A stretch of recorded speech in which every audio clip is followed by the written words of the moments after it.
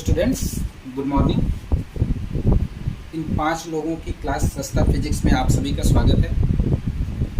कुछ बच्चे कह रहे थे सर वीडियो थोड़ा जल्दी अपलोड करिए।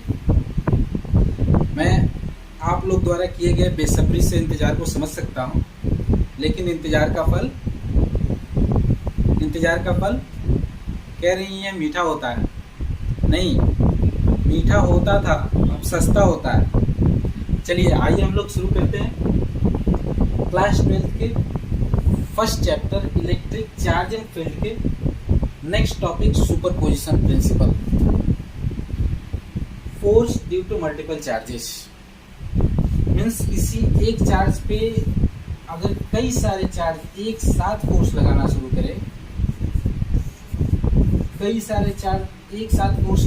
करें, तो उस चार्ज पे लगने वाले फोर्स की नेट वैल्यू क्या होगी। आइए इस कॉन्सेप्ट को हम लोग एक छोटी सी स्टोरी से समझते हैं। मिस बायो की लव स्टोरी। देखिए, मान लेते हैं ये मिस बायो, ध्यान से समझिएगा। स्टोरी समझ गए, टॉपिक समझ में आ गया। मान लेते हैं ये मिस बायो है। मिस बायो को मिस्टर फिजिक्स एक गिफ्ट देते हैं।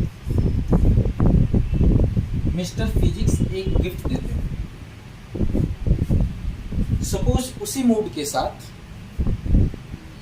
उतने ही वैल्यू का मिस्टर मैथ्स भी एक गिफ्ट देते हैं। ध्यान रखिएगा, मैंने क्या बोला, उतने ही वैल्यू का उसी मूड के साथ। मूड का बहुत बड़ा रोल है। सपोज मैं एक वैल्यू भी फिक्स कर देता हूँ। मान लेते हैं ये गिफ्ट जो है 5K का है और ये गिफ्ट जो है 3K का। तो जो मिस बायो है, मिस बायो को नेट गिफ्ट कितने का मिलता है? तो ये नेट गिफ्ट इनको मिलता है 5 + 3K मीन्स 8K का। एक और कंडीशन लेते हैं, एक और भी कंडीशन लेते हैं। दूसरी कंडीशन में मान लेते हैं कि जो मिस बायो है, इन बायो को फिर से गिफ्ट मिलता है, फिजिक्स से ही गिफ्ट मिलता है। मान लेते हैं जो मिस्टर फिजिक्स से उनको फिर से गिफ्ट देते हैं, वो गिफ्ट भी सेम वही गिफ्ट है। लेकिन इस कंडीशन में क्या होता है, इस बार मैथ्स के पास पैसे नहीं है, तो बायो सोचती हैं क्यों ना मैं ही गिफ्ट दे दूं मिस्टर मैथ्स को। तो इस बार ये गिफ्ट देती है किसको? इस बार ये गिफ्ट दे देती है मिस्टर मैथ्स को। ये गिफ्ट सपोज 3K का देती है। अगर अब यहाँ पे कैलकुलेट किया जाए कि जो मिस बायो है, इन मिस बायो को नेट कितने वैल्यू का गिफ्ट मिलता है, तो इस बार गिफ्ट जो मिलता है 5 - 3K। क्यों? क्योंकि उन्होंने 5K का गिफ्ट रिसीव किया, उसमें से 3K का गिफ्ट जो है वो रिटर्न कर दिया। मीन्स इनके पास जो नेट गिफ्ट बचा 2K का। जिस तरीके से यहाँ पे मिस बायो पे फिजिक्स और मैथ्स के गिफ्ट का नेट गिफ्ट मिला, इस कंडीशन में या इस कंडीशन में जो इफेक्ट यहाँ आपने फील किया, ठीक यही इफेक्ट सुपरपोजिशन प्रिंसिपल है। मीन्स किसी एक चार्ज पे जब बहुत सारे चार्ज एक साथ फोर्स लगाते हैं, उस केस में क्या होता है, जो नेट फोर्स होता है वो नेट फोर्स मूड पे डिपेंड करता है। मूड पे डिपेंड होने का मतलब, यहाँ पे मूड की बात की जाए तो उसे रियल सिचुएशन में यहाँ एंगल मान के चलिए। मीन्स एंगल को मान लीजिए कि वही मूड है। मीन्स किसी एक चार्ज पे कई सारे चार्ज एक साथ फोर्स लगाए, तो जो फोर्स है वो जो अदर चार्जेज है वो चार्ज किस एंगल पे फोर्स लगा रहे हैं उस एंगल पे डिपेंड करता है। और नेट फोर्स कितना आता है, सपोज कर लेते हैं ये फोर्स इन्होंने F1 लगाया, ये फोर्स F2 लगाया, तो जो नेट फोर्स इस पे लगेगा वो नेट फोर्स जो F नेट होगा वो कितना होगा।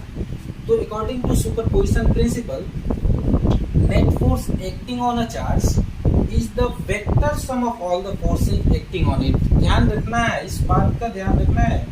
Vector sum, very important term is here, vector sum means जो F नेट होगा, जितने भी फोर्सेज होंगे वो सभी फोर्सेस के वेक्टर सम के इक्वल होगा। अब वेक्टर तो आप लोग भूल गए होंगे, क्योंकि 11th का टॉपिक तो 12th तक बचने वाला नहीं है। ठीक है, थोड़ा सा मैं चूंकि सुपरपोजिशन प्रिंसिपल को समझना है, उसके लिए वेक्टर को थोड़ा सा मैं बता देता हूँ, फिर अच्छे से समझते हैं क्या है सुपरपोजिशन प्रिंसिपल। देखिए, अगर मिस बायो की स्टोरी समझ में आ गई होगी तो निश्चित ही सुपरपोजिशन प्रिंसिपल भी आपको समझ में आ जाएगा। देखिए, सपोज एक कंडीशन लेते हैं, ये 4 कंडीशन को देखते हैं। इन चारों कंडीशन को अगर देखा जाए, ये है मिस बायो, ये है मिस बायो। ये जो गिफ्ट है यहाँ पे फिजिक्स और मैथ्स द्वारा मिस बायो को गिफ्ट दिया गया। अब इस नेट गिफ्ट को कैसे निकालेंगे, एक ही मूड के साथ दिया गया, जैसा मैंने पहले बताया था। इस केस में क्या होता है कि सपोज स्टोरी को थोड़ा सा स्टॉप करते हैं, पहले कॉन्सेप्ट समझ लेते हैं, फिर आते हैं हम लोग स्टोरी पे। मान लेते हैं कि ये बायो जो है एक चार्ज है, ये पी एक चार्ज है, एक एन चार्ज है। इस चार्ज पे ये दोनों चार्ज अट्रैक्टिव फोर्स लगाते हैं।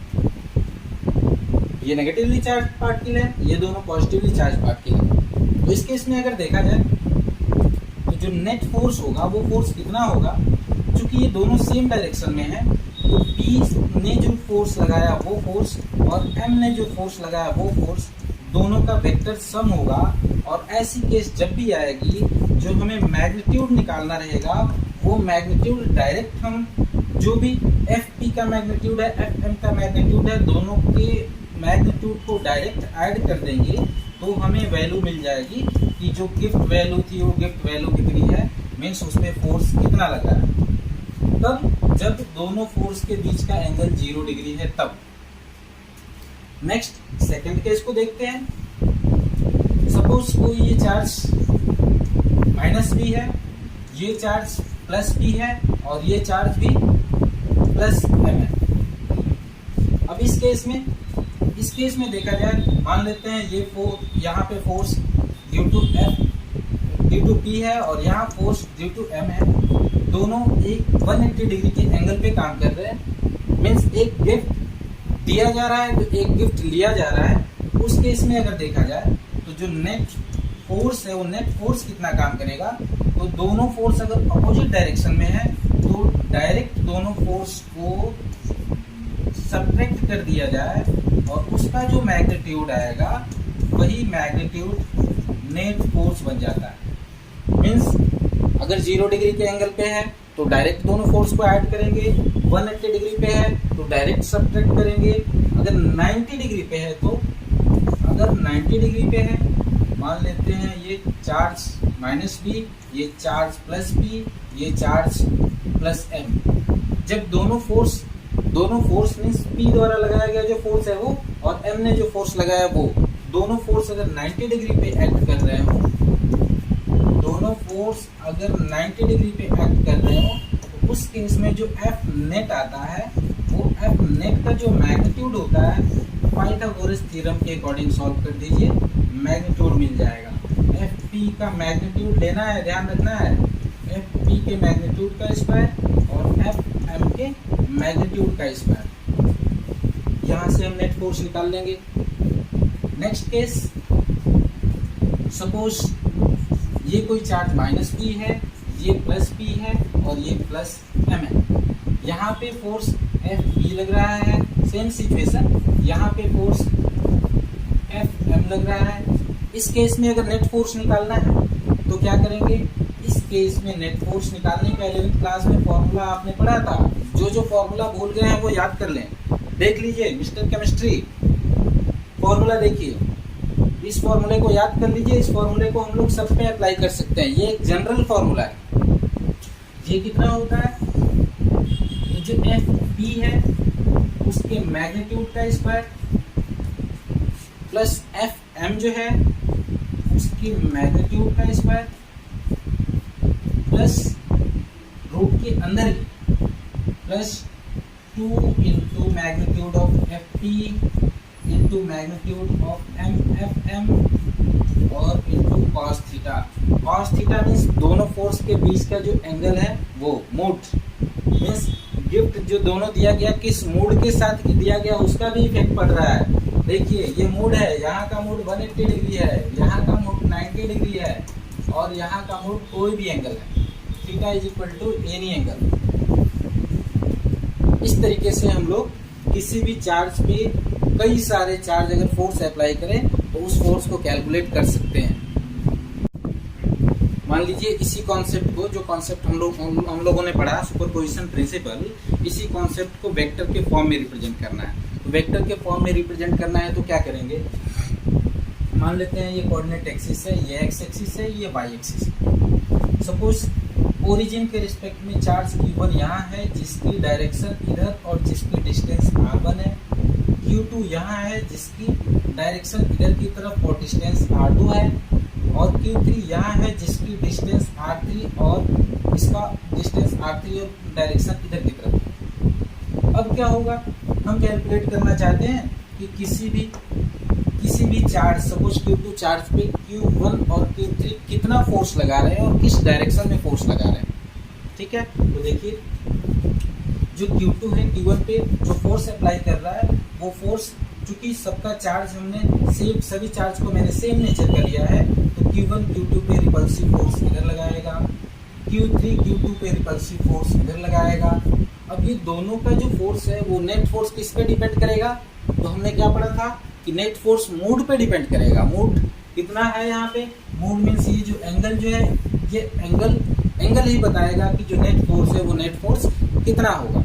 ठीक है, तो इस चीज को वेक्टोरियली रिप्रेजेंट कैसे करते हैं, बस वो हम लोग पढ़ने जा रहे हैं। देखिए वेक्टोरियली कैसे रिप्रेजेंट करते हैं, जो एफ नेट है उस एफ नेट को हम लोग वेक्टोरियली कैसे रिप्रेजेंट करेंगे, तो पीछे अभी हमने जो पढ़ा उसके अकॉर्डिंग एफ नेट कितना होगा, एफ नेट एफ पे F on 2/3 force on charge 2/3 force on charge 2/3 F23 plus force on charge 2/1 force on charge 2/1, ये इसका वेक्टर सम होता है। अब इस फोर्स को यहाँ कैलकुलेट करके निकालना हो तो ये फोर्स कितना होगा, तो देखिए पीछे हम लोग पढ़ चुके हैं कूलम्ब की स्टोरी में कि कूलम्ब ने अपने वाइप पे लगने वाले फोर्स का मैग्नीट्यूड कैलकुलेट किया था। कैसे कैलकुलेट किए थे, तो फॉर्मूला हम लोग पढ़े थे, F इज इक्वल टू, उन्होंने जो फॉर्मूला दिया था Q1 Q2 कूलम्ब उनकी wipe upon 4 pi epsilon not और दोनों के बीच की जो डिस्टेंस है उसका स्क्वायर। नहीं है कि नहीं केमिस्ट्री, हाँ देखिए अगर उसी चीज को यहाँ रिप्रेजेंट किया जाए तो किस तरह से रिप्रेजेंट करेंगे, फोर्स ऑन 2/3 तो उस फॉर्मूले के अकॉर्डिंग देखा जाए कितना होगा, तो दोनों जो चार्ज है उनका product Q2 into Q3 upon 4 pi epsilon not, और दोनों के बीच की डिस्टेंस, यहाँ डिस्टेंस को कैसे रिप्रेजेंट किया गया है, R32 से, इस distance between charge 3 and 2 that is R32। अगर इसकी डायरेक्शन को देखा जाए तो किधर की तरफ डायरेक्शन है, जो फोर्स लग रहा है उसकी डायरेक्शन R32 के डायरेक्शन में है, तो उस चीज को यहाँ पे वेक्टोरियली हम लोग ऐसे रिप्रेजेंट कर देते हैं R32 मीन्स जो डायरेक्शन है वो जो डायरेक्शन है वो 32 के डायरेक्शन में ही है। फोर्स ऑन 2 ड्यू टू 3 जो है वो किधर है, R32 के डायरेक्शन में है। और यहाँ पे देखा जाए force on 2 due to 1, force on 2 due to 1 किधर है, तो देखिए ये फोर्स की डायरेक्शन इसी डायरेक्शन में है। और मैग्नीट्यूड कितना होगा इसका, तो मैग्नीट्यूड होगा Q1 Q2 upon 4 pi epsilon not.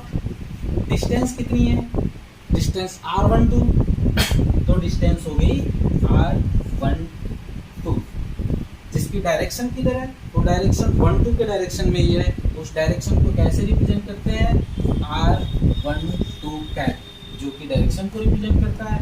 इस तरह से जितने भी फोर्सेज हो उन फोर्सेज का जो वेक्टर सम होगा, जितने भी फोर्सेज हो उन फोर्सेज का जो वेक्टर सम होगा उसी को हम लोग कहते हैं नेट फोर्स।